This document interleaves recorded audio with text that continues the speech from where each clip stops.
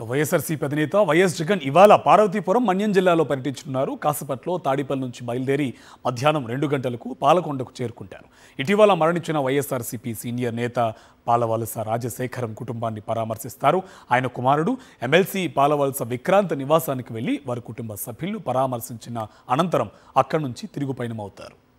దీనికి సంబంధించి పూర్తి డీటెయిల్స్ మా కరెస్పాండెంట్ యుగంధర్ మనకు అందిస్తారు. యుగంధర్, ఇవాళ విజయనగరంలో పర్యటించబోతున్నారు వైఎస్ జగన్మోహన్ రెడ్డి. పూర్తి డీటెయిల్స్ ఏంటి? ఈరోజు మాజీ సీఎం వైఎస్ జగన్మోహన్ రెడ్డి పార్వతీపురం మన్యం జిల్లా పాలకొండలో పర్యటించనున్నారు. సీనియర్ నేత పాలవలస రాజశేఖరం ఇటీవల అనారోగ్యంతో మృతి చెందారు.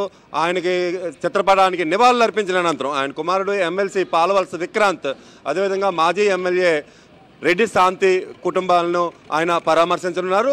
ముఖ్యంగా ఈ ప్రాంతంలో పాలవలస రాజశేఖరం గతంలో ఎమ్మెల్యేగా పనిచేస్తున్నారు, రాజ్యసభ సభ్యునిగా పనిచేస్తున్నారు, స్థానికంగా ఉన్నట్టు ఉనుకూరు అసెంబ్లీ సభ్యునిగా పనిచేస్తున్నారు, అదే జిల్లా పరిషత్ చైర్మన్గా 2 పర్యాయాలు పనిచేశారు, డీసీసీబీ చైర్మన్గా పనిచేశారు. సుదీర్ఘమైనటువంటి రాజకీయ ప్రస్థానం ఉన్నటువంటి సీనియర్ నేత కావడంతో ఈరోజు మాజీ ముఖ్యమంత్రి వైఎస్ జగన్మోహన్ రెడ్డి ఇక్కడ పర్యటించనున్నారు. ఈ నేపథ్యంలో వైఎస్ఆర్ కాంగ్రెస్ పార్టీ శ్రేణులు అయితే పెద్ద ఎత్తున పర్యటన కోసం అనేది విస్తృతమైన ఏర్పాట్లు చేశారు. ఇటువైపు విజయనగరం జిల్లా పార్టీ అధ్యక్షులు మధ్య శ్రీనివాసరావు, పార్వతీపురం మన్యం జిల్లా పార్టీ అధ్యక్షులు పరీక్షిత్ రాజు, శ్రీకాకుళం జిల్లా వైఎస్ఆర్ కాంగ్రెస్ పార్టీ అధ్యక్షులు ధర్మాన కృష్ణదాస్ తదితరులందరూ కూడా ఈ పర్యటనలో పాల్గొననున్నారు. ముఖ్యంగా ఈ ప్రాంతంలో ఉన్నటువంటి మాజీ ఎమ్మెల్యేలు, అదేవిధంగా జిల్లా పరిషత్ చైర్మన్లు, జడ్పీటీసీలు, ఎంపీపీలు పెద్ద ఎత్తున ప్రాంతానికి తరలిరానున్నారు.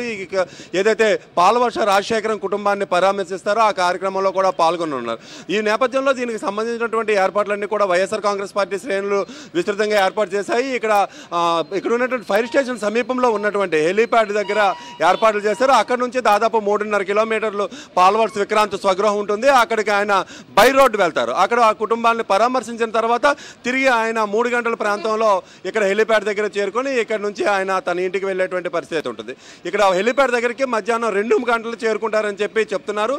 ఈ నేపథ్యంలో దీనికి సరిపడేటువంటి ఏర్పాట్లన్నీ కూడా చేశారు. అయితే దీనికి సంబంధించి పోలీస్ బందోబస్తు అయితే మాత్రం ఎక్కడ మనకు కనిపించట్లేదు.